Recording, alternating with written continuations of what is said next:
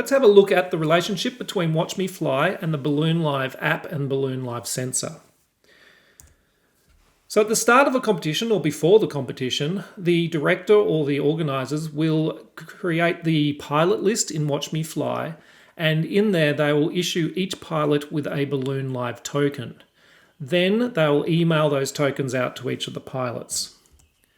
The pilot will receive an email that contains that token plus the instructions of how to use it in their app. Then when it comes to the competition, before the flight, the director will set up a flight in WatchMeFly and they will send that flight live. The flight needs to be live for the data to be able to be passed between the Balloon Live app as well as WatchMeFly. Now, the other important thing to note is that if the event is using the Balloon Live sensors, in that flight, the director will also need to put the QNH, because the QNH is passed from WatchMeFly to the Balloon Live app and to the sensor, and then the sensor will use that for the barometric altitude. Then when it comes to the time to fly, the pilot will be firstly entering their token into the Balloon Live app, and once they do that, they'll be registered for the competition. Then what we'll do is now look at the way data is passed between the different systems. So firstly, the pilot will come in and they'll click on the red Start Flight button on the app, and then they'll click on the Refresh Flight button, which is the cloud with the circular arrows on it. And what that does is that will get the latest flight information from WatchMeFly.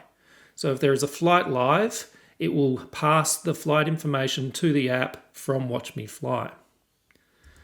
Then the pilot can click on the Start Flight button, and that will then start the app tracking. What it also does is the app will send the flight data to the sensor itself, and the sensor will, as I said before, will require that QNH to be passed to it for the barometric altitude. And then as the flight is going on and the app is tracking, the position data, so the GPS data and the altitude, is being passed from the sensor to the Balloon Live app. And then all of the data, so all of the tracks and the events, so marker drops and declarations, is being passed to WatchMeFly in real time. So it's each time there's a track point, it will start sending those track points through to WatchMeFly, and it's gathering all that data. And then within WatchMeFly, on the tracks page, and we'll look at that shortly, then the scorers, the director, and any of the officials can access all the track information and look at the map of where the pilots are and download any of the track data they require. Then when the flight's finished, the pilot will click on the green button and click on Stop Flight, and then the app will stop tracking and all the data will be finalized. Now, there are different ways to get the data that you need. So the IGC files, which is the format that the data is stored and passed around from the app to WatchMeFly, can be downloaded from WatchMeFly in the track page, and we'll look at that shortly. But if needed, it can also be provided from the app itself. So if you do need the IGC file sent from the device that the pilot has, and sometimes that's needed for debugging or if a pilot is questioning any of the data or they have problems with their device and it can't send data, they're able to share the flight as an IGC file via email or via text, etc. through their device. And then, as we'll show you later, that can be uploaded into WatchMeFly as well. Now, in very rare cases, sometimes you need the actual raw data from the sensor itself. So the sensor actually stores all that IGC position data as well, and it can actually be downloaded from the sensor itself, and that requires you to plug the sensor into a computer and go into the tracks directory and download the data from there as well. So basically the data is stored in 3 different locations. It's stored in WatchMeFly, it's stored in the app, and it's also stored in the sensor itself. Now let's have a look at how the Balloon Live data is used within WatchMeFly. So here we are again in the demo event on the dashboard, and we're going to go into the flight here. Now there's a couple of ways of accessing the flight track data for the pilots. So firstly, we have a link here. We can see that we have 7 of the 8 pilots have sent track data, and you can access the tracks for all pilots through that link.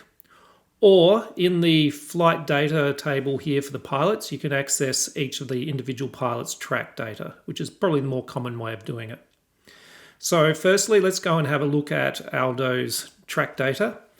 And in here, we can see all of the tracks for that flight, and we can do a few things here. So firstly, we can check that everything's looking okay from a Balloon Live app and a sensor firmware perspective. So it's always important to check that the pilots are running the most up-to-date firmware. We can also see that this flight has finished, so that means that they have closed or stopped the flight in the app, and we've received the final signature data for the tracking. And we can then also look at all the logger events.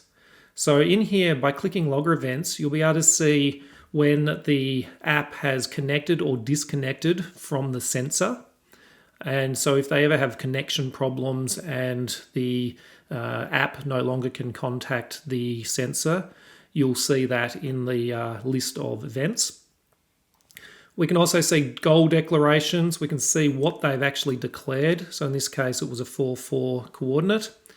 We can see the marker drops and all of the position information. So all of that information is available for you. You're also able to download the IGC files. So you can click on that. It will generate the IGC file and it will open up the file for you, and you can access the raw IGC information. You can also download the Aussie track, so that will convert the IGC track data into an Aussie Explorer track file, and you can plot it into Aussie Explorer. Plus, any of the goal declarations and marker drops can be downloaded as Aussie Explorer waypoints. Plus, you can view their track and the events in the Google map.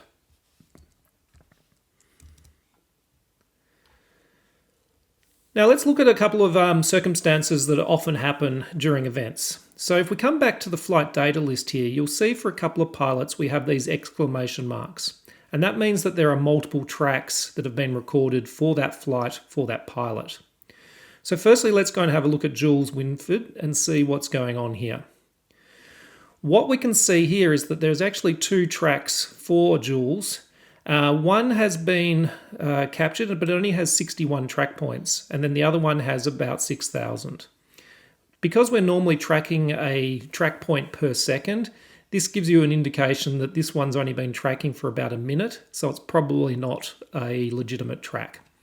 You can always go and check by looking at the map, and we can see here that he's turned it on during the briefing, and therefore we don't really want that track as part of our scoring. So what we can do is come back in here, and if we want to delete a track, you can simply click on that cross, and that will remove the track from the system. And now we've got much more clean data, and we have his legitimate track here. Now, the other circumstance that sometimes comes up is, and we'll have a look here at Vanita Green, is that sometimes there are multiple tracks, but they are legitimate. And the circumstance that this often occurs is that sometimes pilots want to have a backup app running, and that can be their backup logger. But only one of them is going to be the one that they use for declaring goals and for dropping marks. So here we can see that Vanita has 2 tracks. Both of them have a lot of track points. So this one's obviously been a circumstance where there's been 2 apps running in parallel. But we can see that this one here only has a connect and connect event, where the other one has actually got the goal declarations and the markers. So the first one here is going to be the one that is probably the backup logger. So rather than deleting that, because you may want to keep the data, you can simply click on the Exclude Track button here. And what that does is it flags it as being excluded, and this track will no longer be part of the scoring. So all of the scoring, the processing of the flights and the measurement calculators will only use the one that's included, and it will ignore the data from the excluded one. However, it's still there if you ever need it as a backup to check on things. Now let's have a look at how you can upload IGC files into the system. So here we can see that we have a pilot, so pilot number 5, that has no track. And in this case, it might be that the pilot's device was unable to send the data.